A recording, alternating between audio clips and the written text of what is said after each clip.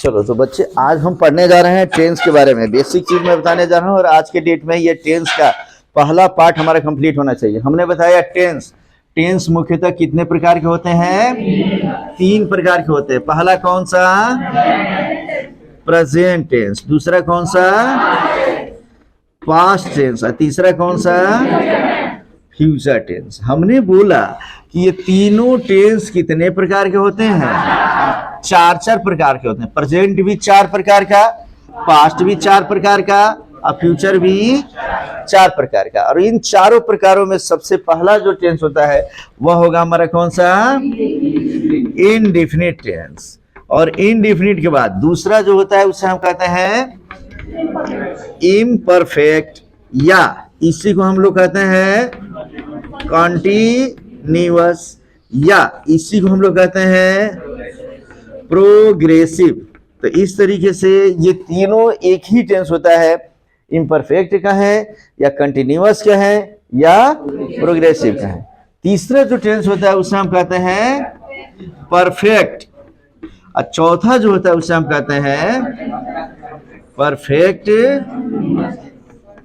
Continuous. तो इस तरीके से तीनों टेंस का जो 4 प्रकार हुआ, तो 3 चौके 12 टेंस हमें पढ़ना है। तो इस 12 टेंस में से सबसे पहले हम शुरू करेंगे इंडेफिनिट टेंस। लेकिन मैं बता दूं कि इंडेफिनिट टेंस को भी अध्ययन के दृष्टिकोण से हम 3 हिस्से में बांटते हैं। पहला हिस्सा इसका कहलाता है टू बी वाला। क्या कहलाएगा? टू बी वाला। दूसरा कहलाएगा टू हैव वाला, और इसका तीसरा कहलाता है एम भी वाला। अगर टू बी अगर कह दें तो टू बी का मतलब होता है होना। टू बी मीन्स क्या होता है? जैसे प्रेजेंट टेंस में टू बी का रूप होता है is, am, are. Past tense में होता है वाज, वेयर। अब फ्यूचर टेंस में होता है शैल बी और विल बी। अब आते हैं टू हैव। टू हैव का मतलब होता है रखना। तो टू हैव मीन्स रखना हो गया। तो टू हैव का रूप प्रेजेंट टेंस में होता है हैज और हैव। पास्ट टेंस में होता है हैड, और फ्यूचर में होगा शैल हैव, विल हैव। उसके बाद एम भी का मतलब होता है main verb. Main verb Hindi में कहें तो मुख्य क्रिया। जैसे हम लोग कोई वाक्य बनाते हैं तो हम लोग पढ़ते हैं कि पढ़ना, लिखना, खेलना, जाना, आना, गाना, हंसना, रोना, ये सब क्या है? मुख्य क्रिया है। ऐसे शब्द अगर वाक्य के अंत में आए हो मुख्य क्रिया के, तो उसको हम किस में बनाएंगे? एम भी वाले में। अब यही थोड़ा समझो। अब इसमें से हम सबसे पहला शुरू करेंगे कौन सा टेंस? इंडेफिनिट। और इंडेफिनिट का टू बी वाला, टू हैव वाला और एम भी वाला, तीनों में एक दिन में बताने जा रहा हूं। तो तैयार हो बच्चे तुम लोग? चलो तो हम लोग पढ़ने जा रहे हैं। कॉपी खोलो और लिखना शुरू करो। Present indefinite tense.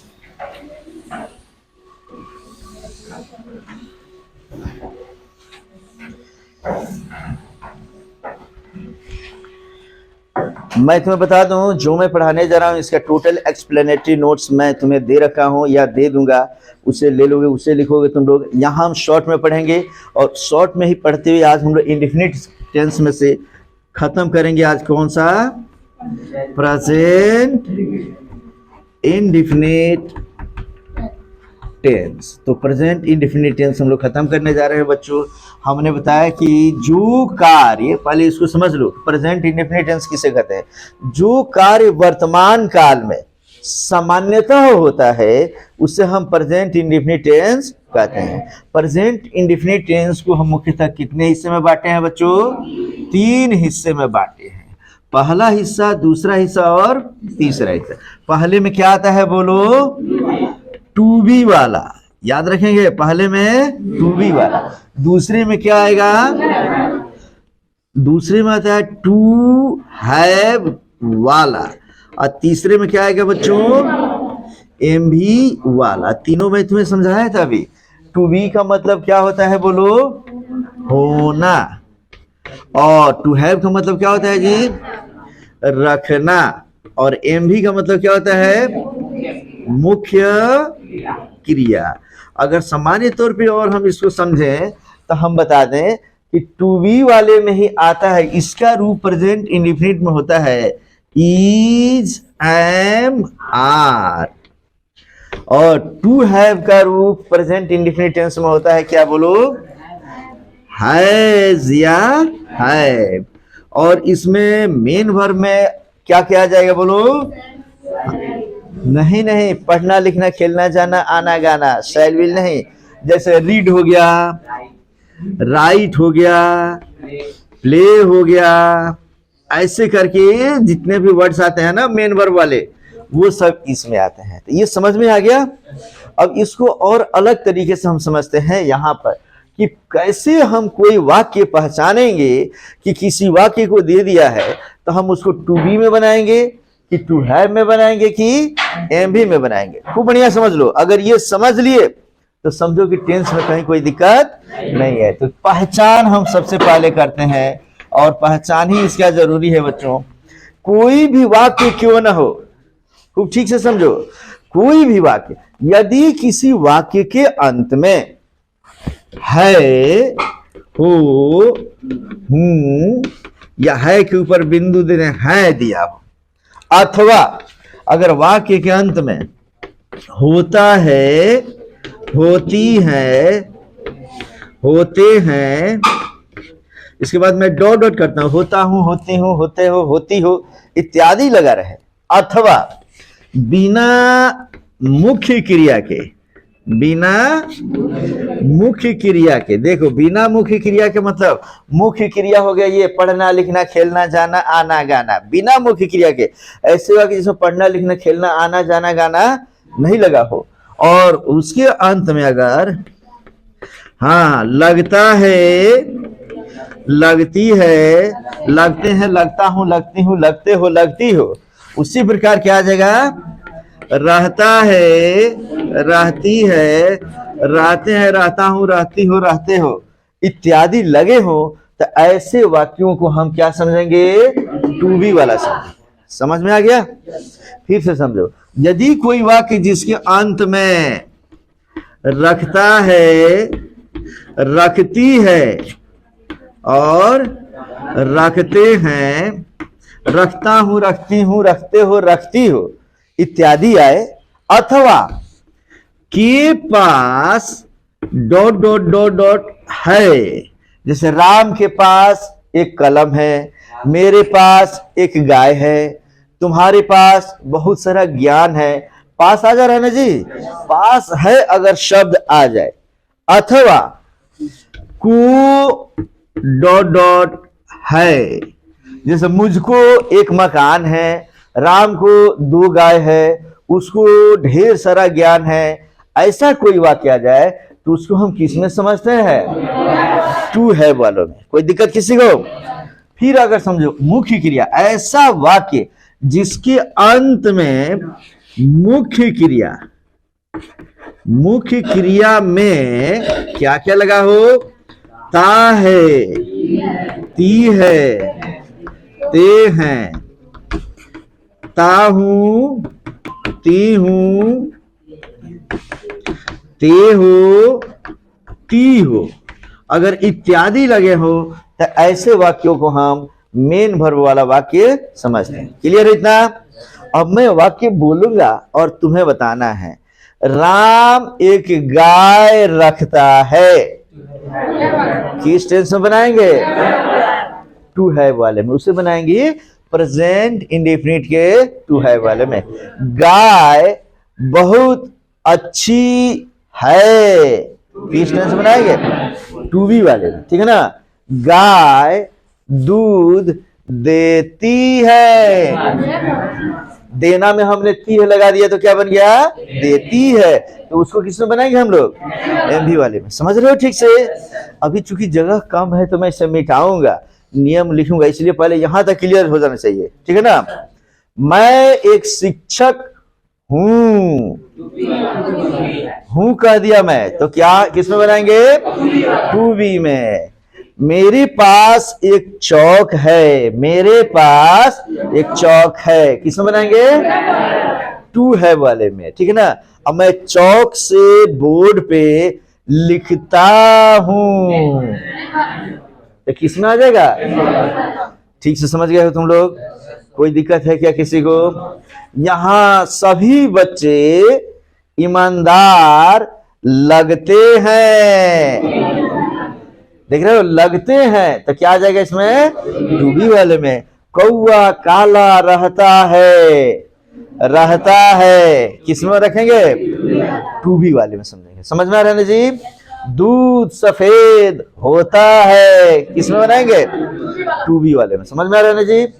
दूसरा, हम लोगों के पास ढेर सारा पैसा है किसमें बनाएंगे? के पास है दे दिया तो किसमें बनाएंगे? टू है वाले में। और देखो, हम लोग पैसा से कार खरीदते हैं, खरीदते हैं, खरीदना आ गया ना? पढ़ना लिखना खेलना जाना ना, खरीदना बेचना, ये सब आ जाएगा तो किसमें? एमवी वाले में। रखता है रखती है रखते हैं आएगा तो टू है वाले में। और है हो हूं होता है होती है लगता है लगती है रहता है रहती आएगा तो टू बी वाले में। अब ऐसा वाक्य जिसको हम पूरी ठीक तरीके से पहचान लें, तो पहचानने के बाद हम यहाँ लिखते हैं बनाने का नियम। क्या लिखेंगे बच्चे? बनाने का नियम। तो बनाने के नियम में मैं फिर से बता दूं, यहाँ पे टू बी का क्या रूप होता है बच्चे? Is am are. तो तुम लोग पूरा एक्सप्लेनेटरी से समझोगे, नोट्स में सब दिया हुआ है।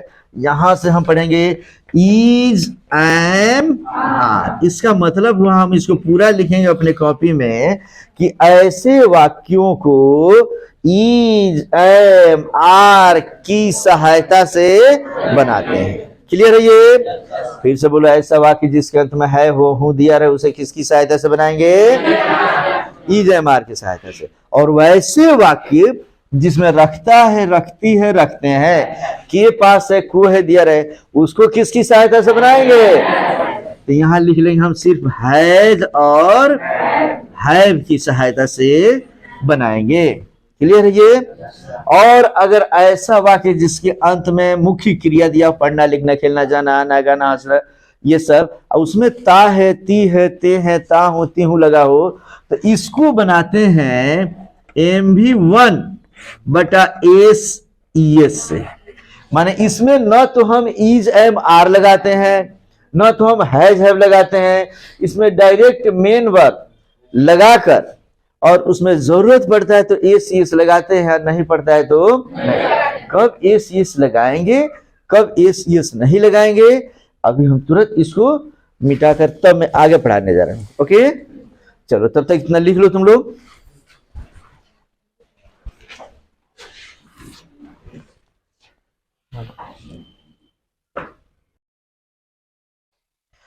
तो जैसा कि तुम देख लो कि मैंने एक बार फिर से बताया था, एक बार और रिवीजन में कराता हूं कि प्रेजेंट इंडेफिनिट टेंस कितने प्रकार के होते हैं? पहला कौन सा, दूसरा कौन सा, तीसरा कौन सा? बता सकते हो? टू बी का मतलब, टू हैव का मतलब, और एमवी का मतलब मुख्य क्रिया मेन वर्ब। क्लियर है इतना? अब हम पढ़ते हैं कि टू बी होना का रूप प्रेजेंट टेंस में टू बी का रूप 3 होता है। कौन? Is am are. To have का रूप प्रेजेंट में 2 होता है। कौन? हैज और हैव। और एमवी का रूप तो समझोगे, रीड हुआ, राइट हुआ, प्ले हुआ, कम हुआ, गो हुआ, मैनी होते हैं। ठीक है ना जी? बहुत सारे होंगे इसमें। अब इसमें हम सबसे पहले वाक्य को बनाने के लिए फिर से क्या करते हैं जी? पहचानते हैं। पहचाना हमने क्या? जिस वाक्य के अंत में है हो हूं होता है होती है बिना मुख्य क्रिया का, लगता है लगती है रहता है रहती है रहे, उसको हम क्या समझेंगे? प्रेजेंट इंडेफिनिट का टू बी वाला। और जिसके अंत में रखता है रखती है रखते हैं, के पास डॉट डॉट है या को डॉट डॉट है, अगर ये रहे तो किसमें समझेंगे हम लोग? टू है वाले में। और यदि किसी वाक्य के अंत में मुख्य क्रिया दिया, पढ़ना लिखना खेलना जाना आना गाना हंसना रोना, और उसमें ता है ती है ते है ता हूं ती हूं ते हो ती हो इत्यादि लगे हो, तब हम क्या समझेंगे? मेन वर्ब वाला। और उसको बनाने का नियम मैंने लिखा है बच्चे कि अगर वाक्य में है हो हूं दिखाई दे तो किसकी सहायता से बनाते हैं? और वाक्य में अंत में रखता है रखती देगा तो हैज है। और वाक्य के अंत में अगर MV1 अगर बने, अगर ताहे तीहे दिया हो तो किससे बनाएंगे? MV1 बटा एस। अब मैं इसे मिटाता हूं। अब मिटाने के बाद से इसके अगले हिस्से पे चलता हूं। तुम लोग लिख चुके हो इतना सभी? तो खूब बढ़िया समझेंगे बच्चे। हम ये तीनों ही ये रखेंगे हमेशा, और तीनों खंड में अब हम लिखना शुरू करेंगे। लेकिन अब हम करेंगे क्या, बनाने के नियम के बाद से इसको जो बनाना शुरू करते हैं तो सबसे पहले हमें जानना होगा इज, एम, आर का प्रयोग कहाँ करेंगे, हैज, हैव का प्रयोग कहाँ करेंगे, MV1 और MV1 में ACS का प्रयोग कहाँ करेंगे। तो एक चार्ट मैं बनाता हूँ, इस पेज में मत बनाना, या वहीं बना लो तुम लोग, उसके नीचे बनाओ। एक ऐसा चार्ट हम बनाते हैं बच्चे, देख लो। और ये चार्ट होता है हमारा 3 खंड में। 3 खंड में हमने बनाया। इधर लिखा हमने पर्सन, और इधर हमने लिखा सिंगुलर नंबर। क्या लिखेंगे? Singular number. और यहां हम लिखेंगे प्लूरल नंबर। Plural number. याद करो, नंबर और पर्सन इसके पहले भी मैं तुम्हें समझाया था, फिर से एक बार बताता हूं। अब पर्सन 3 प्रकार के होते हैं बच्चे। पहला होता है कौन सा? फर्स्ट पर्सन, ये फर्स्ट पर्सन हो गया। दूसरा होता है कौन सा हमारा? सेकेंड पर्सन, तो ये सेकेंड पर्सन हो जाएगा। और तीसरा होता है हमारा थर्ड पर्सन। याद रखो, मैंने बोला था कि फर्स्ट पर्सन के सिंगुलर नंबर में क्या आता है बच्चे? आई। आई मीन्स मैं। उसी प्रकार फर्स्ट पर्सन के प्लूरल नंबर में वी मीन्स हम लोग, या हम, या हम सब। ये भूलेंगे नहीं हम लोग, ठीक है ना जी? हम सब। उसी प्रकार यू सेकेंड पर्सन के सिंगुलर नंबर में आता है यू या दाऊ। दाऊ का प्रयोग हम लोग पोएम्स में करते हैं, ठीक है ना? तो यू मीन्स होता है तुम या आप। इंग्लिश में आप के लिए भी यू और तुम के लिए भी यू, और वहीं प्लूरल में भी होता है यू, लेकिन यहां कहते हैं तुम लोग या आप लोग या आप सब या तुम सब, ये सब इसमें आ जाएगा। यहां तक क्लियर है? और इसके थर्ड पर्सन में आता है ही, शी, इट। उसके बाद नेम का पावर 1। इसके साथ ही मैं बताया था दिस, दैट, ये भी मैं बोला था, ठीक है ना जी? ही मीन्स क्या होता है जी? वह। किसके लिए? पुरुष के लिए। शी मीन्स भी वह। किसके लिए? स्त्री के लिए। इट मीन्स यह और वह दोनों होता है किसके लिए? निर्जीव के लिए। और नेम माने एक नाम अगर कोई रहेगा तो हमारा इस ग्रुप में आ जाएगा। कोई दिक्कत किसी को? और इसके प्लूरल में आता है हमारा दे, माने वे लोग या वे सब, ये सब आ जाएगा इसमें, ठीक है ना जी? या नेम्स, नेम्स का मतलब हुआ एक से अधिक नाम। एक से अधिक नाम या व्यक्ति। क्लियर है ये? अब हम समझेंगे इज, एम, आर का प्रयोग, हैज, हैव का प्रयोग और MV1 का प्रयोग। इसी से पूरा प्रेजेंट इंडेफिनिट टेंस खत्म। मैं बता दूं 60% इंग्लिश जो होता है सिर्फ इसी पर बोला जाता है। मैं जो कुछ बोल रहा हूं इसमें से मैक्सिमम 60 से 70% अंग्रेजी लोग इसी पे बोलते हैं। इज, एम, आर की अगर हम बात करते हैं बच्चे, तो is, am, are to be का रूप होता है, देख लो, इज, एम, आर। इसका 2 रूप होता है, कौन कौन? हैज और हैव। और इसका भी 2 रूप होता है, या तो MV1 या MV1 में हम क्या जोड़ेंगे? S, ES। क्लियर है? फिर से समझो। अब इज, एम, आर को हम इसमें रखते हैं तो जानेंगे इज का प्रयोग हम करते हैं यहां पर थर्ड पर्सन के singular number he, she, it, एक नाम के साथ हम क्या प्रयोग करेंगे? इज। एम की बात करेंगे तो सिर्फ आई के साथ प्रयोग करते हैं एम। अब बाकी सब के साथ आर का प्रयोग करेंगे। समझ में आ गया? जैसे वी के साथ क्या प्रयोग होगा? आर। यू के साथ आर, यू के साथ, और यहाँ पे दे या नेम्स के साथ। तो क्या हम लोग इज, एम, आर का प्रयोग सीख गए? अलग से मुझे लिखवाने की जरूरत नहीं है कि आई के साथ इसका प्रयोग करेंगे, वी के साथ ये कुछ भी नहीं। अब हम किसका प्रयोग सीखेंगे? हैज और हैव का। इसमें याद रखेंगे सिर्फ थर्ड पर्सन के सिंगुलर नंबर में, माने यहां पे हम प्रयोग करेंगे हैज का। अब बाकी सब के साथ हैव का प्रयोग कर देंगे। क्लियर है ये? बोलो, आई के साथ क्या प्रयोग करेंगे? हैव। वी के साथ क्या प्रयोग करेंगे? हैव। ये हैव हो गया। फिर यहाँ पे क्या प्रयोग करेंगे? हैव। यहाँ भी क्या प्रयोग करेंगे? हैव। और यहाँ भी क्या प्रयोग कर देंगे? हैव। तो क्या हैज हैव के प्रयोग में कोई दिक्कत होगी? कोई दिक्कत नहीं ना। अब रहा MV1 और MV1 प्लस ACS, माने कब सब्जेक्ट रहेगा तो हम MV1 का सिर्फ मेन वर्ब का पहला रूप प्रयोग करेंगे और कब हम एस और ये उसमें जोड़ेंगे। याद रखेंगे, सिर्फ थर्ड पर्सन सिंगुलर नंबर में हम इसका प्रयोग करेंगे। जहां भी वाक्य का सब्जेक्ट थर्ड पर्सन का सिंगुलर नंबर मतलब ही, सी, इट या अगर एक नाम आ जाए तो इसके मेन वर्ब के पहले रूप को लिखकर उसमें हम क्या प्रयोग करते हैं? एस अथवा ईएस। अब बाकी कहीं भी एस ईएस का प्रयोग हम नहीं करेंगे। बाकी कोई भी सब्जेक्ट रहे, आई रहेगा तो सिर्फ हम क्या लिखेंगे? मेन वर्ब का पहला रूप। वी रहेगा तो क्या प्रयोग करेंगे? मेन वर्ब का पहला रूप। यू रहेगा तो क्या प्रयोग करेंगे? मेन वर्ब का पहला रूप। यू रहेगा तो मेन वर्ब का पहला रूप। और यहां पर भी दे रहे या नेम्स रहे तभी मेन वर्ब का पहला रूप। ये समझ में आया क्या? अब इसके बावजूद भी भूलोगे क्या? जैसे मैं अगर कहूं कि राम पढ़ता है, ता है, तो जैसे ही ता है आ जाएगा, मेन वर्ब में आ जाएगा। तो राम के लिए तो राम एक नाम हो गया ना, तो उसके मेन वर्ब को लिखेंगे जब रीड, तो उसमें हम क्या लगा देंगे? एस नहीं तो ईएस लगा लेंगे। क्लियर है ये? यहां तक कोई दिक्कत नहीं ना। अभी तुरंत बताएंगे कब एस लगाएंगे, कब ईएस। तो ये चार्ट फिर से इसको रोक दो और फिर से इसको लिख लो बच्चों, और तब फिर हम नेक्स्ट फिर पढ़ा रहे हैं। ओके, जल्दी लिखो। एक बार फिर से ध्यान देंगे बच्चे कि अगर मैं पूछूं कि पर्सन कितने होते हैं तो क्या बोलेंगे? 3 पर्सन। पहला कौन सा? दूसरा कौन सा? तीसरा कौन सा? फर्स्ट पर्सन का मतलब होता है प्रथम पुरुष। सेकेंड पर्सन का मतलब होता है मध्यम पुरुष, मध्यम पुरुष। और थर्ड पर्सन का मतलब होता है उत्तम पुरुष या अन्य पुरुष। याद रखेंगे हम लोग, प्रथम पुरुष, मध्यम पुरुष और उत्तम पुरुष या अन्य पुरुष।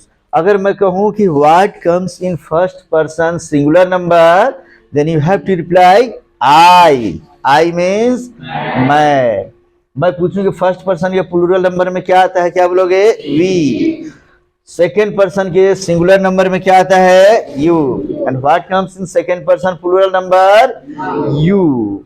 What comes in third person singular number? He, she, it and name to the power 1। And what comes in third person plural number? They and names. मैं अगर पूछूं कि बोलो इज का प्रयोग किसके साथ करते हैं, तो क्या बोलेंगे? ही, शी, इट या एक नाम के साथ। क्लियर है ये? पूछूं कि आई का प्रयोग किसके साथ, सॉरी एम का प्रयोग किसके साथ करेंगे? आई। आर का प्रयोग किसके साथ करेंगे? तो सीधे बोलेंगे आई। और ही, सी, इट एक नाम छोड़कर बाकी सबके साथ, जैसे वी के साथ, यू के साथ, यू के साथ, दे नेम्स के साथ। हैज हैव की बात करते हैं हम लोग। हैज और हैव में यदि वाक्य का सब्जेक्ट थर्ड पर्सन का सिंगुलर नंबर माने ही, शी, इट या कोई एक नाम हो तो इसके साथ क्या प्रयोग करेंगे? हैज। अब बाकी सब के साथ हैव का प्रयोग करेंगे। समझ रहे हो बच्चे? तुम समझ रहे हो? यहां ध्यान दो, एकदम स्क्रीन पे ध्यान देना है सबको। कोई भी एक पल के लिए भी नजरें इधर उधर ना करो, एकदम स्क्रीन। नेक्स्ट समझो कि हैज और हैव हो गया। अब है एमवी वाले में कब हम मेन वर्ब का सिर्फ पहला रूप प्रयोग करेंगे और कब हम MV1 में एस अथवा एस जोड़ेंगे। तो यदि वाक्य का सब्जेक्ट समझो कि थर्ड पर्सन का singular number he, she, it या एक नाम आ जाएगा, तब हम मेन वर्ब के पहले रूप में एस अथवा एस जोड़ते हैं। अन्यथा बाकी किसी में भी हम एस अथवा एस का प्रयोग। दूसरी बात, यदि हम किसी वाक्य में इज एम आर का प्रयोग कर दें तो उसके साथ हैज, हैव और MV1 का प्रयोग नहीं करेंगे। अगर हैज हैव प्रयोग करते हैं तो इस दोनों का प्रयोग हम नहीं करेंगे, और MV1 का प्रयोग करेंगे तो उसमें हम इज एम आर और हैज हैव का प्रयोग नहीं करेंगे। आगे स्पेशल रूल में पढ़ेंगे कि किया जाता है प्रयोग, लेकिन उसके लिए हम इन्फिनेटिव जोड़कर प्रयोग करते हैं। तो अभी हम नॉर्मल तरीके से इतना पढ़ लिए। यहाँ तक में किसी को दिक्कत हुआ क्या? नहीं दिक्कत हुआ तो एक दिक्कत अभी है, एक दुविधा है। इज एम आर का प्रयोग तो तुम्हारा साफ है बच्चे, और उसके साथ साथ समझो कि हैज हैव का प्रयोग भी क्लियर है, लेकिन ये थोड़ा सा परेशान कर रहा है हम लोगों को कि कब हम एस का प्रयोग करेंगे और कब हम एस का। क्लियर है ये? अगर ये क्लियर हो जाता है तो फिर अंग्रेजी में हम लोगों को किसी प्रकार कोई चीज बच नहीं रहा है बच्चे। तो हम पढ़ेंगे एस अथवा एस का प्रयोग। कॉपी में नीचे नोट्स करके हम लोग लिखेंगे। पहले समझो, अभी पहले समझ लो, फिर मैं समय दूंगा, रोक दूंगा, इसे कहूंगा लिख लो तब लिखोगे, ठीक है ना? देखो, यदि वाक्य के यदि जो भी मेन वर्ब है, मेन वर्ब का पहला रूप, यदि मेन वर्ब में याद रखेंगे हम लोग कि अंत में मेन वर्ब, पढ़ना लिखना खेलना आना आता है ना जी, मेन वर्ब के अंत में अगर O C H S H X क्या क्या रहे, O C H S H X double S, ऐसा कोई भी मेन वर्ब जिसके अंत में O C H S H X double S लगे हों, तो उसके अंत में हम ईएस का प्रयोग करते हैं। समझ में आ गया? और यदि वहीं पे अगर मेन वर्ब के अंत में अन्य कोई भी लेटर आए, अन्य कोई भी अक्षर, अक्षर माने लेटर क्यों ना हो, तो उसके अंत में हम सिर्फ एस का प्रयोग करते हैं। ये समझ में आया ठीक से? एक बार फिर से समझो। हमने मेन वर्ब दिया, जैसे पढ़ना लिखना खेलना जाना आना गाना, ऐसा होता है ना जी, तो हमने यहाँ पे दे दिया, जैसे देख लो गो, हमने दे दिया play, REACH rich, rich means पहुंचना, WRITE right, PUSH push, MIX mix, फिर यहाँ पे हमने लिख दिया COME, और यहाँ हमने रख दिया KISS किस। इतना हमने लिखा, और हमें प्रयोग करना है इसमें। ये सब क्या है जी? मेन वर्ब है। ये मेन वर्ब का पहला रूप ऊपर से नीचे तक दिया हुआ है, और इसमें से हमें जोड़ना है क्या? एस अथवा ईएस, एस अथवा ईएस। तो हम ऐसे कर दे तो समझ जाओगे तुम लोग। ये एस ईएस जोड़ के बताना है, मैं पूछते जाऊंगा और बताते चलोगे तुम लोग, ठीक है ना? हमने बोला GO गो, तुम खड़े हो जाओ बच्चे, बोलो गो में एस अथवा ईएस में से अगर जोड़ना हो तो क्या जोड़ोगे? ईएस जोड़ेंगे। क्यों जोड़ेंगे बच्चे? क्योंकि मेन वर्ब के अंत में यहां क्या दिया है? ओ। ओके, बैठ जाओ। यहां देख लो बच्चे, मेन वर्ब के अंत में दिया है यहां पर ओ। अगर ओ दिया रहे, अगर इसके अंत में मुख्य क्रिया में या CH दिया रहे, SH दिया रहे, X दिया रहे, या डबल एस दिया रहे, तब हम क्या जोड़ते हैं? ES जोड़ते हैं। और बाकी कुछ भी रहे तो क्या जोड़ेंगे? S। तो आप बोलते जाओ, गो में क्या जुटेगा? GOES हो जाएगा हमारा गोज। समझ रहे हो ठीक से? उसी तरह प्ले, PN क्या जुटेगा? हाँ, Y आ गया यहाँ पे अंत में, OCHSH डबल एस, ऐसा कुछ भी नहीं है ये, इसीलिए हम क्या लिखेंगे? प्ले में लिखकर एस जोड़ देंगे, प्लेस, ठीक है ना? और ये इसका प्रयोग हम सिर्फ थर्ड पर्सन का सिंगुलर नंबर सब्जेक्ट रहेगा तभी हम ये सोचेंगे, ठीक है ना? नेक्स्ट है रिच, रिच के अंत में CH दे दिया, क्या जोड़ेंगे? तो हो गया REACHES, रिचेस, माने रिच मीन्स होता है पहुंचना। दो प्रकार का रिच, RICH रिच माने धनी, और REACH रिच मीन्स पहुंचना। जैसे हम लोग स्टेशन पहुंचते हैं, पटना पहुंचते हैं, दिल्ली पहुंचते हैं, पहुंचने के लिए हम रिच का प्रयोग करेंगे। ये राइट, राइट के अंत में दिया है E, क्या जोड़ेंगे?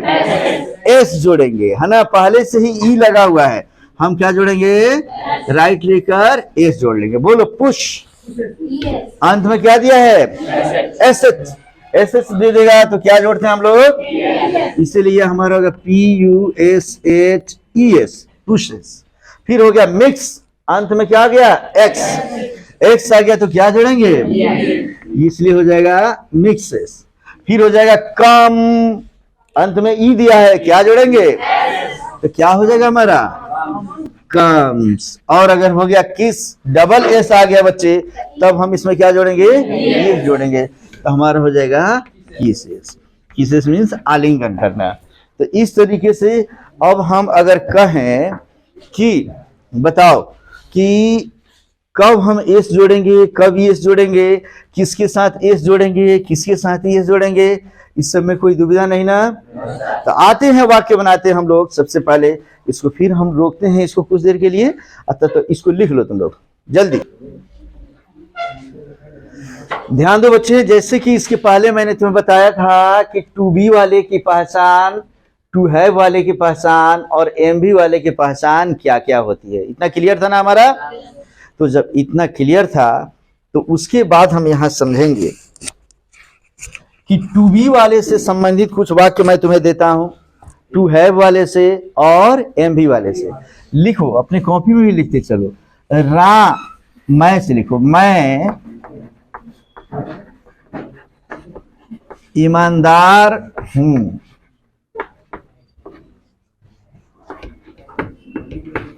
मेरे पास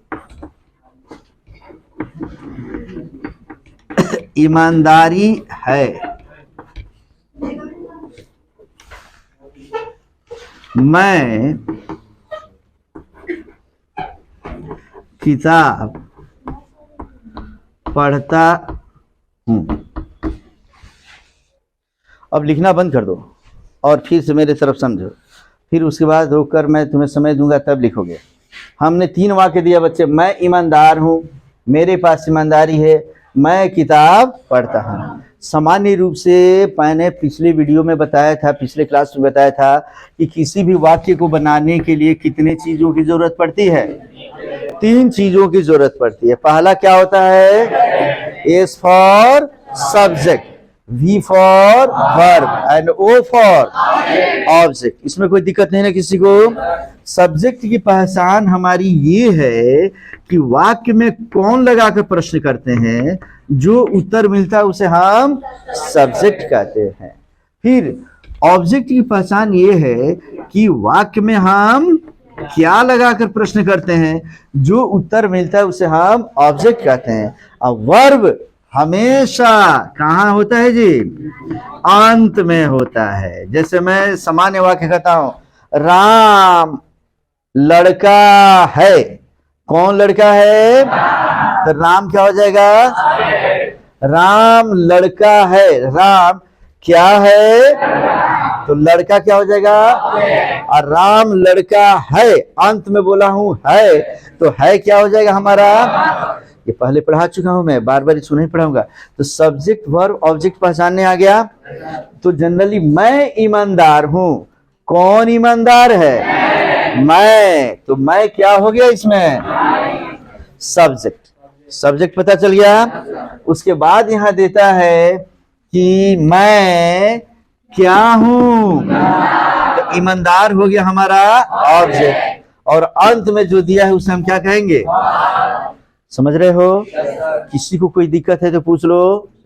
तो ठीक है, आगे चलो। यहाँ पे देखता हूं, मैं किताब पढ़ता हूं, कौन किताब पढ़ता है, मैं, तो मैं क्या हो गया, मैं क्या पढ़ता हूं, किताब हो गया हमारा।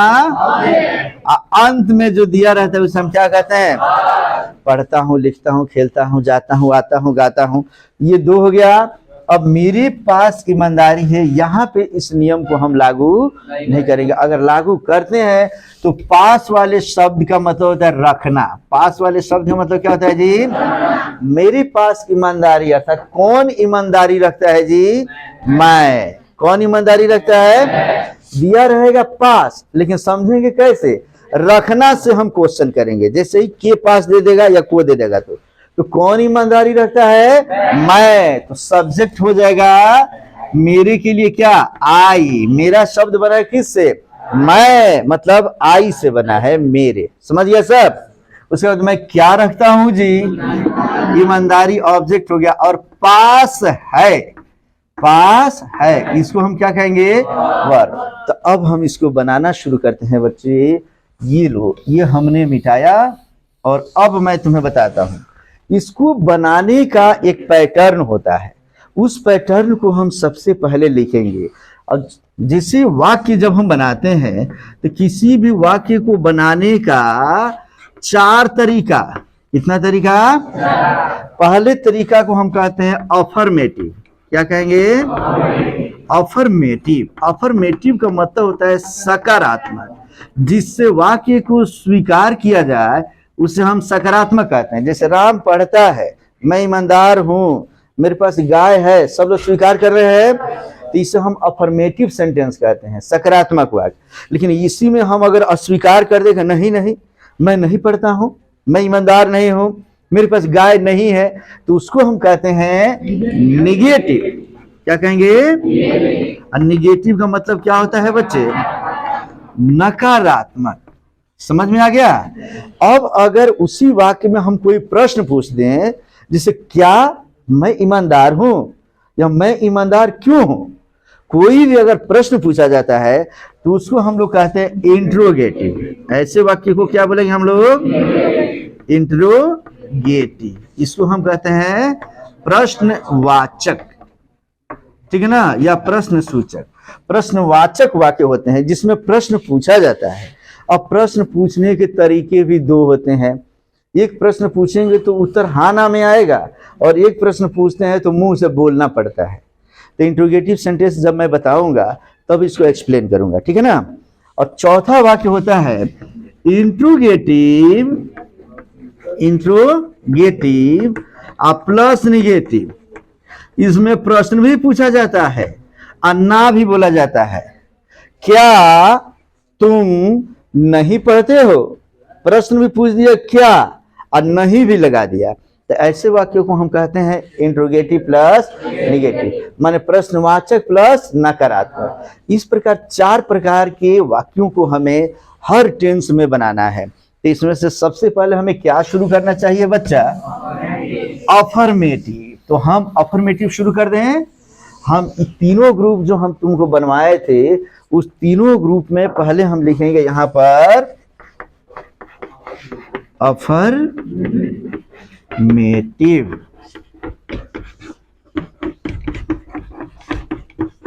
सेंटेंस। अफर्मेटिव सेंटेंस का हम पैटर्न बताने जा रहे हैं तीनों का।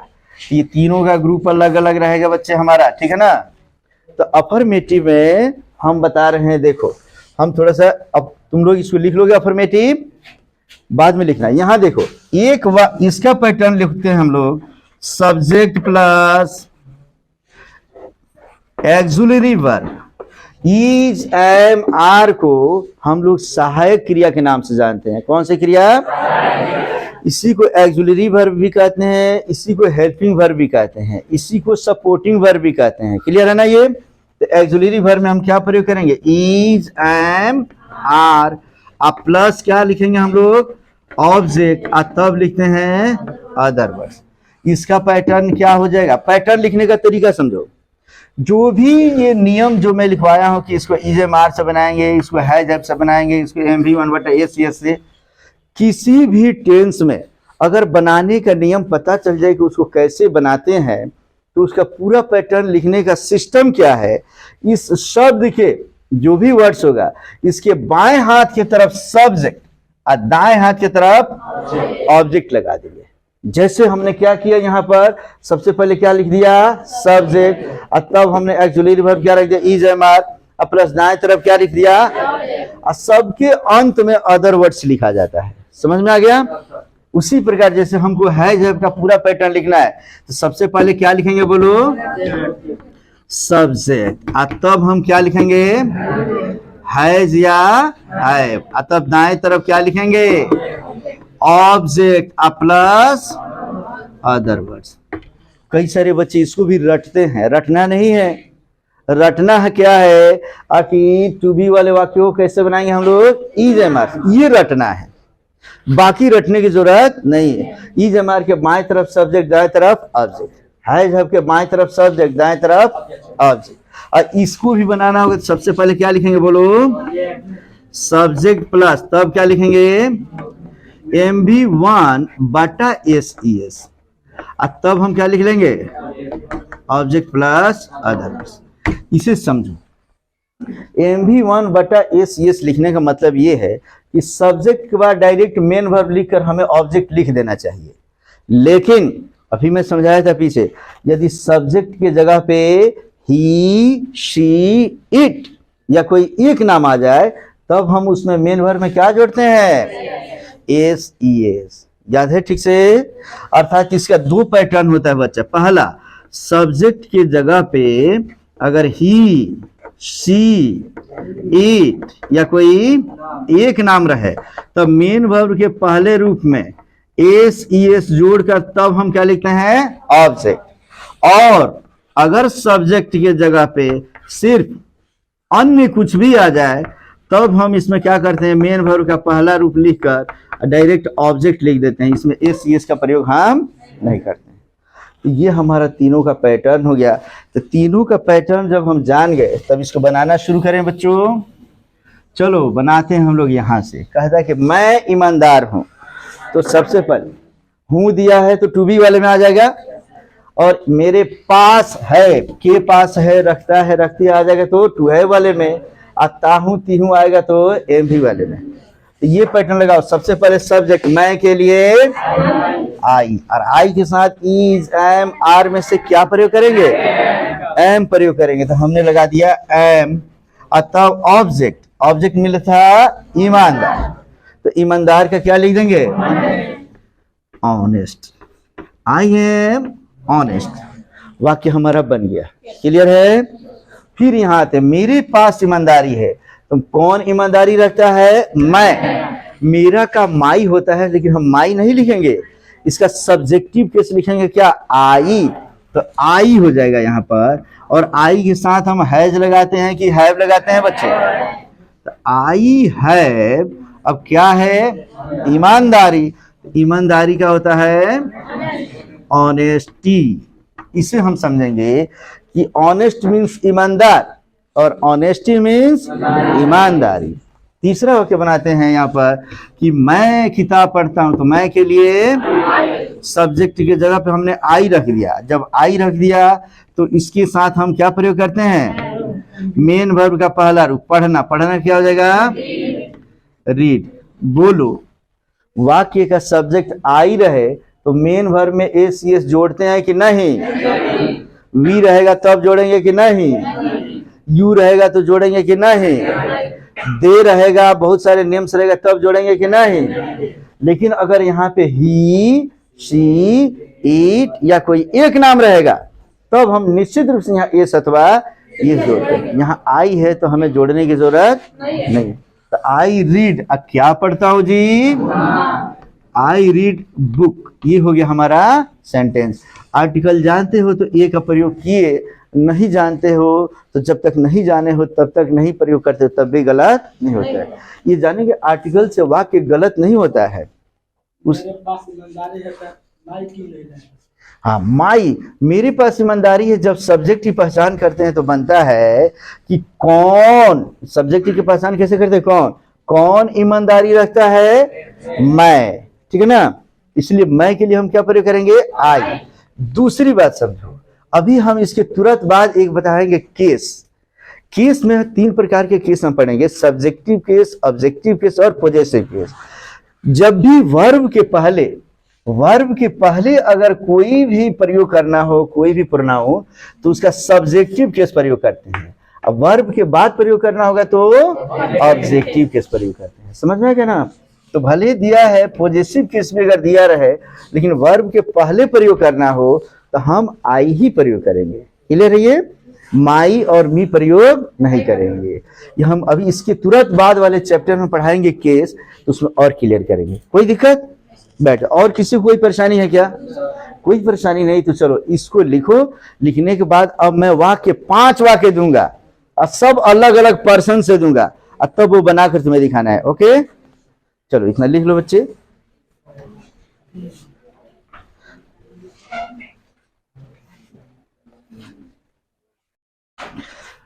तो चलो बच्चों, अभी तक मैं जितना तुम्हें बताया हूं, ये प्रेजेंट हमने बताया टू बी वाले का, टू हैव वाले का और एम बी वाले का। तीनों से संबंधित वाक्य बनाना सीख गए हो कि कोई दिक्कत है किसी को? कोई दिक्कत है तो पूछ लो। किसी को नहीं दिक्कत है? तो मैं तुम्हें वाक्य देने जा रहा हूं पर्सन से संबंधित। जैसे कि यहां देख लो, ये कौन सा पर्सन है बच्चों? फर्स्ट पर्सन का सिंगुलर नंबर। तो क्या बता सकते हो कि फर्स्ट पर्सन के प्लूरल नंबर में क्या आता है? वी। वी मीन्स हम लोग। तो हम लोगों से संबंधित कुछ वाक्य मैं देता हूं तुम्हें, ठीक है ना? लिखो, हम लोग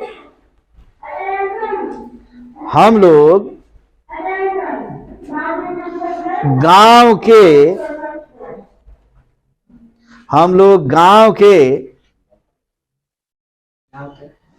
लड़के हैं। हम लोग गांव के लड़के हैं। हम लोग गांव के लड़के हो गया। दूसरा वाक्य लिखो, हम लोगों के पास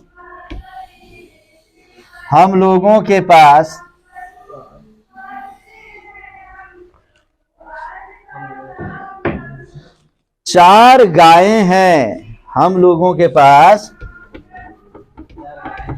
हाँ, हम लोगों के पास चार गायें हैं, माने चार गाय है, ठीक है ना जी?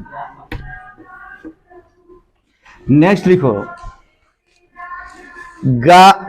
गाय से मत लिखो, हम लोग से लिखो। हम लोग गांव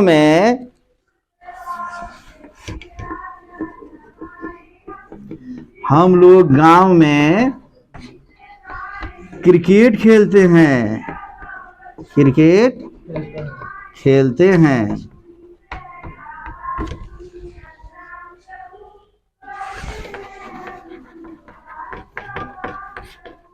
लिख लिए? तो ये वाक्य थोड़ा सा, एक वाक्य और समझ लो, मेरे साथ बनाओ, उसके बाद मैं वाक्य देता हूं, उसे तुम लोग बनाओगे, ठीक है ना? मैं कंटिन्यू वाक्य बोल दूंगा और तुम लोग उससे बनाओगे। ध्यान से समझो, मैं तुम लोग की सहायता से बनाने जा रहा हूं। पहला वाक्य, वैसे वाक्य जिसके अंत में है, हो, हूं, रहे, उसको किसकी सहायता से बनाते हैं? इज एम आर की सहायता से। क्लियर है इतना?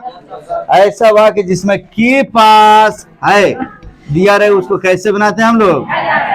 है जब की सहायता से। और ऐसा वाक्य जिसके अंत में मुख्य क्रिया खेलना, उठना, बैठना में ता है, ती है, ते लगा रहे, उसको कैसे हम बनाते हैं? एस अथवा ईएस की सहायता से। तो अब यहां समझो, हम इसको बनाते हैं, हम लोग गांव के लड़के हैं। तो बोलो सब्जेक्ट, कौन गांव के लड़के हैं जी? हम लोग के लिए क्या लिखेंगे? वी के साथ इज एम आर में से क्या लगाएंगे? आर लगा लेंगे। उसके बाद ऑब्जेक्ट क्या है? इसे समझना है। कई सारे लड़के बनाते हैं वी आर विलेज नहीं बनाएंगे। सब्जेक्ट वर्ब के बाद ऑब्जेक्ट लिखना होता है, और ऑब्जेक्ट की पहचान यही होती है क्या लगाकर प्रश्न करते हैं कि हम लोग गांव के लड़के हैं। हम लोग क्या हैं? लड़के। गांव के हो या शहर के हो, हम लोग क्या है जी? लड़के। तो लड़के हो गया हमारा ऑब्जेक्ट, इसलिए ऑब्जेक्ट में लड़के के लिए हम क्या लिखेंगे? बॉयज। जो बच गया इसे हम क्या कहते हैं बच्चे? Other words. याद करो, किसी भी वाक्य में अदर वर्ड्स लिखने का तरीका क्या है? पीछे से आगे की तरफ हम लोग लिखते हैं, पहले उसको काटते हैं। जितना लंबा वाक्य होगा उसको हम क्या करेंगे? लिख लेंगे, काटेंगे और पीछे से आगे की तरफ लिखेंगे। तो सबसे पीछे दिया क्या? के का अंग्रेजी ऑफ। अब विलेज का क्या, गांव का क्या होता है? विलेज होता है बच्चों। तो इस तरीके से we are boys of village, हम लोग गांव के लड़के हैं। बना सकते हो तुम लोग? अब उसी प्रकार यहाँ आते हैं हम लोग कि हम लोगों के पास गाय हैं। के पास का मतलब चार गाय। हम लोग के पास का मतलब क्या होता है? रखना। तो कौन चार गाय रखता है जी? हम लोग। तो हम लोग का अंग्रेजी यहाँ फिर क्या लिखेंगे? वी। बता सकते हो वी के साथ हैज लगाएंगे कि हैव लगाने के? तो वी हैव, उसके बाद क्या है जी? चार गाय। तो चार गाय है तो क्या लिखेंगे? 4 काउज।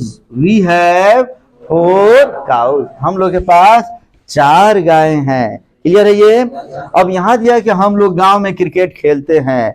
वाक्य के अंत में लिखना बंद करो, अभी कोई नहीं लिखेगा, सिर्फ समझोगे। मैं तुम्हें समय देता हूं बार बार लिखने के लिए। जैसे वीडियो को मैं रोकता हूं उस समय तुम्हें लिखना है। हम लोग गांव में क्रिकेट खेलते हैं। ता है, ती है, ते है वाक्य के अंत में आ जाए तो किससे समझते हैं हम उसको? एम बी वाला। बराबर सबसे पहले सब्जेक्ट लिखते हैं। हम लोग के लिए क्या लिखेंगे? वी लिखते हैं। देखो सब्जेक्ट अगर ही, सी, इट या एक नाम हो तब मेन वर्ब में एस सी जोड़ेंगे, अन्यथा यहाँ वी दिया है तो इसके मेन वर्ब में एस सी जोड़ना है कि नहीं? नहीं जोड़ना है। तो हम लोग के बाद डायरेक्ट लिखेंगे मेन वर्ब, इसका खेलना का क्या हो जाएगा? ले में एस सी जोड़ने का झमेला है कि नहीं है? नहीं है। और हम लोग खेलते क्या खेलते हैं? गांव नहीं ना खेलते हैं जी। तो कई लड़के बनाएंगे, मैं बताता हूँ, कई बार मैं समझाता हूँ, फिर भी बच्चे बनाते हैं वी प्ले विलेज। नहीं तो कई लड़का लिखे वी आर प्ले, आर का प्रयोग नहीं करेंगे। वी है प्ले, वी है भी प्रयोग हम नहीं करेंगे। मेन वर्ब का प्रयोग होगा तो वहां इज एम आर और हैज का प्रयोग नहीं करेंगे। तो वी प्ले, क्या प्ले जी? क्रिकेट। हम लोग क्रिकेट खेलते हैं, वी प्ले क्रिकेट। बच क्या गया? गांव में। सब्जेक्ट वर्ब ऑब्जेक्ट के बाद जो कुछ बच जाता है उसको हम क्या कहते हैं? Other words. अदर वर्ड्स लिखने का तरीका छोटे छोटे खंड में काटते हैं और पीछे से आगे की तरफ लिखते हुए आते हैं। तो यहाँ पीछे से लिखेंगे तो मे का अंग्रेजी क्या हो जाएगा? इन। और गांव का अंग्रेजी क्या हो जाएगा? विलेज। वाक्य क्या हो गया? पढ़ के बताओ बच्चे। हाँ, we play cricket in village. क्या ये समझ में आ गया? यहाँ तक में किसी को भी कोई दिक्कत है क्या? तो मैं वाक्य एक ठो दूं, 3 वाक्य में लंबा लंबा देने जा रहा हूं। आ रहा समझ में ना? और तीनों वाक्य अगर बना दिए तो समझो कि अंग्रेजी सीख गए। अब तीनों में से इसको लिख लो और तब उसके बाद हम वाक्य देते हैं।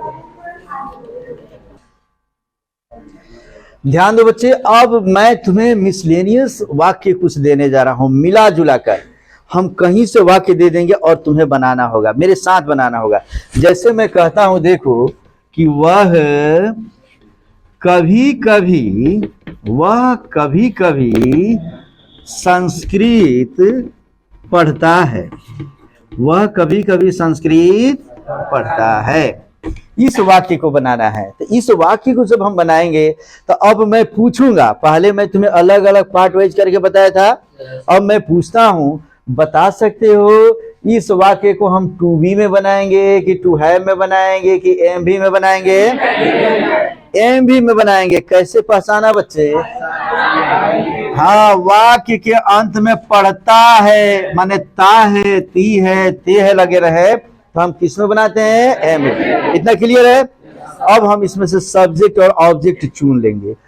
बोलो, वह कभी कभी संस्कृत पढ़ता है। कौन कभी कभी संस्कृत पढ़ता है? वह। तो वह क्या हो जाएगा हमारा? अब हम पहचानेंगे ऑब्जेक्ट। सब्जेक्ट के बाद हमको पहचानना होता है ऑब्जेक्ट। ऑब्जेक्ट की पहचान कैसे करते हैं? क्या लगाकर। वह कभी कभी क्या पढ़ता है? तो संस्कृत हो गया हमारा ऑब्जेक्ट। और लास्ट में दिया रहता है उससे हम क्या कहते हैं? वर्ब। और जो बच गया इससे हम क्या कहते हैं? अदरवर्ड्स। इतना समझ में आ गया? तब जब समझ में आ गया और ये पता चल गया एमवी वाला है तो एमवी वाले का पैटर्न लगाएंगे। सबसे पहले क्या लिखेंगे? सब्जेक्ट में हम क्या लिखेंगे बच्चे? वह के लिए ही। क्लियर है ये? सब्जेक्ट के बाद हमको क्या लिखना है? Main verb. क्या लिखेंगे? मेन वर्ब क्या दिया? पढ़ता है। तो पढ़ना का अंग्रेजी रीड लिख लेंगे। और रीड लिखकर तुरंत हम सोचेंगे, सब्जेक्ट के तुरंत बाद जैसे वर्ब लिखते हैं बार बार सोचना है एमवी वाले में कि इसमें एस ईएस लगाएंगे कि नहीं। तो हमने बताया है बच्चे कि सब्जेक्ट की जगह पे क्या? ही, शी, इट या एक नाम हो तब मेन वर्ब में हमको क्या लगाना पड़ता है? एस अथवा ईएस। तो अंत में यहाँ पे डी दिया है तो क्या लगा देंगे? S. He reads. We read जब प्रयोग किए थे तो उसमें एस हम नहीं लगाए थे। आई रीड रहेगा तो हम एस प्रयोग नहीं करेंगे।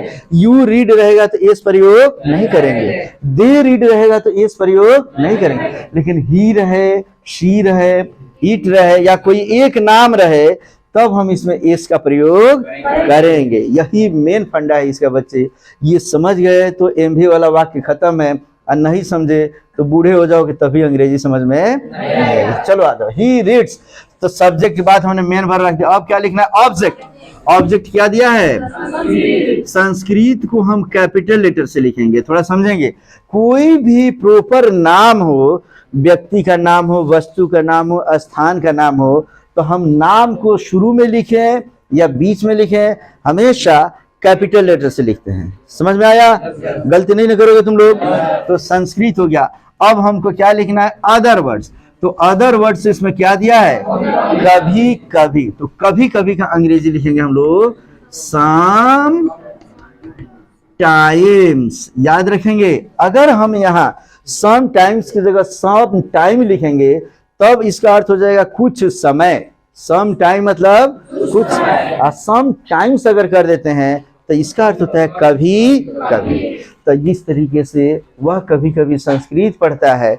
अगर रहे तो बना सकते हो। कब एस यस प्रयोग करेंगे, ये समझ में आ गया क्या? इसे लिखना चाहते हो? लिख लो जल्दी से। ध्यान दो बच्चे, अब मैं फिर से एक बार बता दूं। अब मैं एक ऐसा वाक्य देने जा रहा हूं जो तुम्हें पहले पहचानना है कि किस टेंस में है वो, ठीक है ना? टू बी में है कि टू है में है कि एम बी में है, और तब मैं पूछूंगा तो उसे बताना है, ठीक है ना? लिखता है कि गोपालगंज के दक्षिण में जेडी सर अंग्रेजी के प्रवक्ता हैं। क्या है जी? अब देख लो, इतना दिमाग में रख लेना। मैं क्यों दिया हूं इतना ध्यान में रखना। कई सारे बच्चे ऐसे हैं जो जब पहचानेंगे तो देखेंगे लास्ट में दिया है ता है। देख लिया? तो ताहे तीहे तेहे सिर्फ नहीं देखना है। हमने मेन वर्ब मुख्य क्रिया में बताया है बच्चे कि वाक्य को बनाने के लिए सबसे लास्ट में हम देखते हैं कि मुख्य क्रिया प्लस ता है, माने मुख्य क्रिया में ता है, ती है, ते है लगना चाहिए। ये ना कि ता है दे दे हम लोग बना दे मेन वर्ब से। जैसे वह सीता है, वह गीता है, वह बबीता है, वह संगीता है। तो गीता बबीता संगीता के लिए हम मेन वर्ब कुछ नहीं लगाएंगे बच्चे। समझ में आ रहा है ना जी? उसी प्रकार अब इस वाक्य में हमें बनाने के लिए सब्जेक्ट चाहिए, वर्ब चाहिए, ऑब्जेक्ट चाहिए। पहले हम ये सोचेंगे कि यह किस टेंस में है। तो वाक्य के अंत में बोलो, दिया है कि प्रवक्ता है, तो प्रवक्ता बोलते हैं हम लोग लेक्चरर को। यह एक पद है, यह कोई क्रिया नहीं है, कोई काम नहीं है। समझ रहे हो? इसीलिए वाक्य दिया हूं, नहीं तो बच्चे एकदम गीता बबीता में भी मेन वर्ब लगा देते, ठीक है ना? तो मेन वर्ब नहीं लगाएंगे बच्चे। वह प्रवक्ता है। जेडी सर क्या है जी? प्रवक्ता है। प्रवक्ता को लेक्चरर बोलते हैं। लेक्चरर एक पद होता है, कोई कार्य नहीं होता है। जिससे कार्य होने का बोध उसे हम क्रिया कहते हैं। तो लास्ट में मुख्य क्रिया दिया ही नहीं है, इसीलिए यह मेन वर्ब का वाक्य नहीं होगा। सिर्फ हम है पर ध्यान देंगे, और है दिया है तो जब वाक्य के अंत में है हो हूं दिया रहे तो बोलो एम बी में रखते हैं कि टू है में रखते हैं कि टू बी में? टू बी में। इतना समझ गए कि हमको इस वाक्य को किससे बनाना है? इज एम आर से बनाना है, टू बी में बनाना है। समझ में आ गया बच्चा? ये न कि ता है देखकर, जैसे सामान्य कोई भी किताब देखोगे बच्चे उसमें लिखा रहता है वाक्य के अंत में ता है, ती है, ते है। तो गीता है, बबीता है, संगीता है, प्रवक्ता है, ये सबको मेन वर्ब से बना देंगे तो वाक्य हमारा गलत हो जाएगा। तो इतना समझिए ये किसमें है? जो हमारा टू बी में है। अब हम इस वाक्य में ढूंढेंगे कि सब्जेक्ट क्या है, ऑब्जेक्ट क्या है, क्योंकि वर्ब क्या है ये तो हमें पता चल गया कि अंत में जो होता है उसे हम क्या कहते हैं? वर्ब। तो सब्जेक्ट ढूंढने का तरीका ये है बच्चे, जब वाक्य लंबा हो तो लास्ट के 2-3 शब्द अपने मन ही मन में पढ़ते हैं। जैसे देख लो जेडी सर अंग्रेजी के प्रवक्ता है, हटा दो जेडी सर को भी, यहाँ रखो कि अंग्रेजी के प्रवक्ता है। तो हम प्रश्न करते हैं सब्जेक्ट को पहचानने के लिए कौन लगाकर, और ऑब्जेक्ट पहचानने के लिए तो इसी में कौन और क्या लगाओ। कौन अंग्रेजी के प्रवक्ता है? तो जेडी सर क्या हो गए हमारे? ये सब्जेक्ट मिल गया। उसके बाद आता है कि भाई जेडी सर क्या है? तो प्रवक्ता है। प्रवक्ता ये हो गया हमारा ऑब्जेक्ट। क्लियर है ये? तो सब्जेक्ट मिल गया, ऑब्जेक्ट मिल गया, अंत में जो होता है उसे हम क्या कहते हैं? वर्ब। अंत वाले को अदर वर्ड्स नहीं, वर्ब। इसके बाद जो कुछ बच जाए सबको हम क्या कहते हैं? तो देख लो बच्चे, गोपालगंज के दक्षिण में इधर बच गया इतना और इधर बच गया अंग्रेजी के, यही बचा ना जी। ये भी अदर वर्ड्स और ये भी अदर वर्ड्स, इतना समझ गए हम लोग। तो जब subject, verb, object, other word समझ में आ जाए और हमें ये पता चल गया कि यह वाक्य है दिया है तो टू बी वाले में है, तो टू बी वाले का पैटर्न लगाएंगे हम लोग। सबसे पहले लिखते हैं सब्जेक्ट, तो सब्जेक्ट क्या दिया है?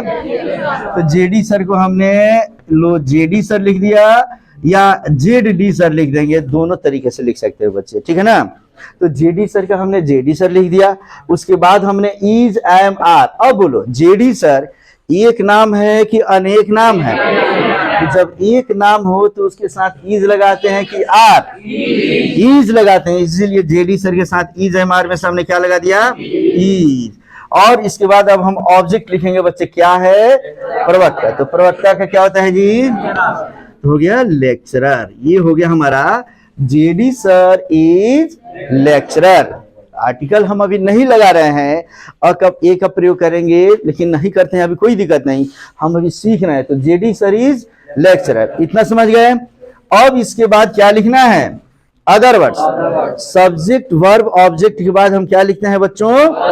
अदर वर्ड्स लिखने का तरीका मैं बताया था कि जितने अन्य शब्द बचे होंगे सबको हम काटेंगे और पीछे से आगे की तरफ लिखेंगे। समझ गया सभी?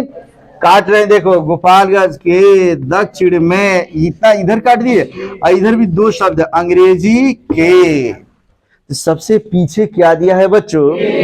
के का अंग्रेजी क्या होता है?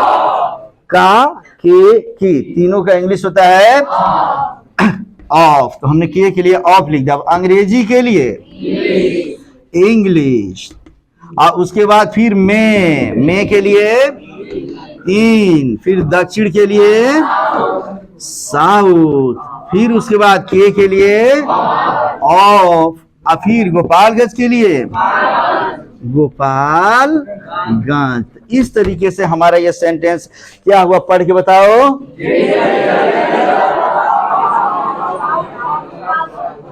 समझ में आया क्या? अगर ऐसे लंबे लंबे, इससे लंबा वाक्य मैं दे दूं, अगर मैं कहूं कि विश्व में भारत के बिहार नामक राज्य के गोपालगंज नामक जिला के दक्षिण में जेडी सर अंग्रेजी के प्रवक्ता है, तो बता सकते हो तुम लोग? तो ठीक है बच्चे, वो मैं बाद में देता हूं, पहले इसको लिख लो, फिर उसके बाद हम तुम्हारा टेस्ट लेते हैं। ओके, तो ध्यान दो बच्चे, अभी मैंने तुम्हें बताया था, आवाज सभी शांत रखो। हिमांशु रंजन यहाँ ध्यान दो तुम। कहते हैं गोपालगंज के दक्षिण में जेडी सर अंग्रेजी के प्रवक्ता है। सिर्फ है बोला था तो हम समझ रहे हैं कि किसमें है, वो टू बी वाले में। वाक्य यही रहेगा, ध्यान दो सभी, जो मैं बताना चाहता हूं सेंटेंस यही रहेगा, और वाक्य के अंत में हम थोड़ा सा चेंजिंग करते जाएंगे। यहां पर, यहां तक वाक्य हम सेम रखे, ठीक है ना। और उसके बाद कहते हैं कि गोपालगंज के दक्षिण में जेडी सर के पास अंग्रेजी का ज्ञान है। क्या हमने बोल दिया? अंग्रेजी का ज्ञान है। मैं 3 वाक्य बताऊंगा बच्चे, एक वाक्य बता दिया हूं, दूसरा ये, इसके बाद एक और वाक्य बताऊंगा, उसी से टू बी, टू हैव तीनों हमारा खत्म हो जाएगा। इस वाक्य को हमें पहचानना है कि ये टू बी में है कि टू हैव में है कि एम भी में है। बता सकते हो किसमें है? वाक्य के अंत में है दिया है तो किसमें रहेगा? इसके अनुसार तो टू बी में होना चाहिए, लेकिन इसमें एक शब्द लगा हुआ है, क्या? के पास डॉट डॉट है।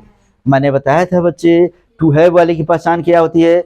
यदि किसी वाक्य में के पास डॉट डॉट है दिया रहे तो हम समझ देंगे कि वह वाक्य किसमें है? टू हैव वाले में है। तो टू हैव वाले में है तो हम टू हैव का पैटर्न यहाँ लगाते हैं बच्चे। ये पैटर्न लगा दें क्या? तो सबसे पहले सब्जेक्ट, सब्जेक्ट। अच्छा, कौन अंग्रेजी का ज्ञान रखता है? तो तुरंत हम क्या रखेंगे? जेडी सर सब्जेक्ट हो गया। और जेडी सर रखता है वाला वाक्य है, ये दिमाग में रखना है। क्या रखते हैं जी? ज्ञान रखते हैं। तो ज्ञान क्या हो गया हमारा? ऑब्जेक्ट। और के पास है, ये हमारा हो गया वर्ब। तो बनाते हैं सबसे पहले सब्जेक्ट। सब्जेक्ट में क्या लिखेंगे हम लोग? तो सब्जेक्ट में हमने लिख दिया जेडी सर। और जेडी सर एक नाम है, एक व्यक्ति का नाम है, इसीलिए इसके साथ हैज लगाएंगे कि हैव। तो हमने लगा दिया हैज, जेडी सर हैज। और उसके बाद हम क्या रखेंगे ऑब्जेक्ट। तो ज्ञान का क्या होता है बच्चे? तो लिखेंगे knowledge. JD sir has knowledge, इतना लिख दिए। इसके बाद जो बच गया सबको क्या कहेंगे? देख लो, इधर से बचा गोपालगंज के दक्षिण में इतना बच गया, इधर बच गया अंग्रेजी का, इतना बच गया बच्चे। के पास है के लिए हमने लिख दिया है हैज। क्लियर है ना ये? तो हम पीछे से लिखते हैं, बोलो, काटते हैं पहले। गोपालगंज के दक्षिण में जेडी सर का, तो का के लिए हम क्या लिखेंगे? ऑफ। अंग्रेजी के लिए इंग्लिश। उसके बाद देखो, में के लिए इन, दक्षिण के लिए साउथ, के लिए, और गोपालगंज के लिए पूरा पढ़ के बताओ क्या लिखा मैं?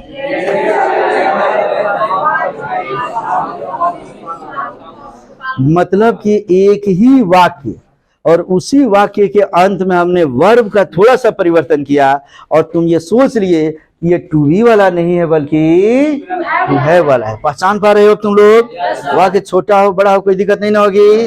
अब अगर यही वाक्य मैं दूंगा और इसको मैं बदल दूंगा दूसरे टेंस में, तब भी बता सकते हो। इसको लिख लो पहले। चलो बच्चे, तो मैंने तुम्हें बताया कि गोपालगंज के दक्षिण में जेडी सर के पास अंग्रेजी का ज्ञान है। के पास है से हम समझ गए कि यह वाक्य किसमें है? टू हैव वाले में। अब की बार मैं इसको भी चेंज करता हूं। इस बार जो वाक्य मैं लिखूंगा उस वाक्य को तुम्हें बताना है कि वह किस टेंस में है। ठीक है ना? सेंटेंस यही, मात्र उसकी पहचान करते हैं, उसके अंत में देखते हैं कि कौन सा चिन्ह लगा हुआ है और उसी से पहचान कर लेते हैं हम लोग। तो कहता है कि गोपालगंज के दक्षिण में जेडी सर अंग्रेजी पढ़ाते हैं। जेडी सर अंग्रेजी पढ़ाते हैं। ये वाक्य देख लो बच्चे। इस वाक्य में कहता क्या है कि गोपालगंज के दक्षिण में जेडी सर अंग्रेजी पढ़ाते हैं। सबसे पहले तो हम ये जानेंगे कि यह वाक्य टू बी में है कि टू हैव में है कि एम बी में है। तो किस में है बच्चों? वाक्य के अंत में दिए पढ़ाते हैं। पढ़ाना, पढ़ना, पढ़ाना, खेलना, खिलाना, आना, जाना, गाना, ये मुख्य क्रिया होता है। अब मुख्य क्रिया के अंत में अगर ते है, ता है, टी है दिया रहे तो इसे ही हम कहते हैं एम बी वाला वाक्य। मुख्य क्रिया के अंत में अगर ता है, ती है दिया रहेगा तो हम क्या कहेंगे? एम बी वाला। इसके पहले प्रवक्ता है, लेकिन प्रवक्ता वो मुख्य क्रिया नहीं था, वो नाउन था, एक पद था, एक पद का नाम था। लेकिन यहाँ पे पढ़ाते हैं, पढ़ाना, पढ़ना, खेलना, खिलाना, ये सब क्या है जी? मुख्य क्रिया है। इसलिए एम भी वाला वाक्य हो गया। इतना तो क्लियर हो गया। जब क्लियर हो गया एम भी वाला वाक्य, तब हम पहचानेंगे इसका सब्जेक्ट क्या है और ऑब्जेक्ट क्या है। क्योंकि सब्जेक्ट ऑब्जेक्ट वर्ब तो मिल ही गया, वर्ब से तो पहचान ही हो जाती है, और जो बच जाएगा सब अदर वर्ड। तो चलो वाक्य के अंत में अंग्रेजी पढ़ाते हैं। कौन अंग्रेजी पढ़ाते हैं? कि आ गया जेडी सर। ये हो गया हमारा सब्जेक्ट। और जेडी सर पढ़ाते हैं जी, तो क्या पढ़ाते हैं? ऑब्जेक्ट मिला, क्या पढ़ाते हैं? अंग्रेजी। तो सब्जेक्ट, वर्ब, ऑब्जेक्ट, ये तीनों मिल गया। तो जब ये तीनों मिल जाता है बच्चे, तब हम इसको बनाना शुरू करते हैं एम बी में। सबसे पहले हम क्या लिखेंगे? सब्जेक्ट। सब्जेक्ट में जेडी सर के लिए क्या लिखेंगे? JD sir. लेकिन जैसे ही जेडी सर लिखते हैं, समझ लेते हैं कि जेडी सर एक व्यक्ति का नाम है, और जब एक नाम होगा तो उसे हम कहते हैं थर्ड पर्सन का सिंगुलर नंबर। थर्ड पर्सन का singular number he, she, it या कोई एक नाम हो तो याद करो उसके साथ हम मेन वर्ब में क्या जोड़ते हैं? एस अथवा ईएस। तब हम इसमें लिखते हैं जेडी सर के बाद देख लो मेन वर्ब का पहला रूप, माने पहला रूप क्या लिखेंगे, पढ़ाते हैं का क्या होता है, TEACH, टीच। अब देखो खूब बढ़िया, टीच अंत में क्या आ गया है, CH, इसलिए टीच में एस जोड़ेंगे कि ES जोड़ देंगे बच्चों, तो हो जाएगा teaches. JD sir teaches, JD sir पढ़ाते हैं। अब ऑब्जेक्ट लिखेंगे जी, क्या पढ़ाते हैं, अंग्रेजी एक विषय का नाम है, इसलिए बार बार मैं बताता हूँ इसको हम कैसे लिखेंगे, कैपिटल लेटर से, जेडी सर टीचेज इंग्लिश। कई बच्चे गलती क्या करते हैं, तुरंत EMR का प्रयोग करेंगे, हैजब का प्रयोग करते हैं, ऐसी गलती हम नहीं करेंगे। इसमें एस न लगाकर क्या जोड़ेंगे, ES। हम पढ़े थे अगर किसी भी मेन वर्ब के अंत में OCH SH X double S हो तब हम क्या जोड़ते हैं, ES। अब इसके बाद जो बच गया उसको हम क्या कहते हैं, अदर वर्ड। तो मात्र ये देखो जेडी सर अंग्रेजी या पढ़ाते हैं तो हम लोग लिख दें, यही बचा है, बहुत कम, गोपालगंज के दक्षिण में। तो पीछे से आगे की तरफ लिखते हुए आएंगे बच्चे, तो पीछे दिया है मे के लिए अब हम लिख रहे हैं यहाँ पर इन, और फिर दक्षिण के लिए साउथ, साउथ के बाद के लिए ऑफ, और ऑफ के बाद गोपालगंज के लिए हम यहाँ लिख लेंगे गोपालगंज। पूरा पढ़ के बताओ क्या लिखा मैं, तो क्या इसके साथ मैं एक्सपेक्ट करूं कि अब टू बी वाला, टू हैव वाला, एम बी वाला कोई वाक्य अगर मैं दे दूं, बना सकते हो तुम लोग, कहीं कोई दिक्कत नहीं होगी। तो तैयार हो जाओ, तुम्हें लिंक में मैं दे रहा हूं, इसका अभी कौन कौन से क्वेश्चन बनाना है, ठीक है ना, वाक्य। चलो इसको लिखो। चलो बॉयज, अब मैं इसका जो वाक्य तुम्हें देने जा रहा हूं उस वाक्य को तुम बनाओगे, और उसे लिखो मत, मैं बोल दे रहा हूँ, उसको तुम लोग स्टॉप करके धीरे धीरे प्ले करके इसको सीखोगे, ठीक है ना। कौन कौन सा वाक्य बनाओगे तुम लोग, देखो। अब हम वाक्य बनाएंगे, एक स्कूल ले लेंगे और स्कूल पे हम बात करेंगे, ठीक है। गोपालगंज में एक विद्यालय है, विद्यालय का नाम DAV है। DAV में 15 शिक्षक हैं, सभी शिक्षक अच्छे हैं। मेरे क्लास टीचर का नाम मान लो इसमें दिया है श्री रमेश सर है। रमेश सर अंग्रेजी पढ़ाते हैं। रमेश सर के पास अंग्रेजी का ज्ञान है। वह कभी कभी हम लोगों को हिंदी भी पढ़ाते हैं। वह हिंदी भी ठीक से पढ़ाते हैं। ऐसा करके वाक्य अगर मैं दूं तो बना सकते हो। इसे बनाओगे, अब बनाकर फिर मुझे सेंड करोगे, मैं उसे चेक करूंगा और इस वीडियो को लाइक भी करोगे बच्चे और शेयर भी करोगे। Now stop it. हाँ।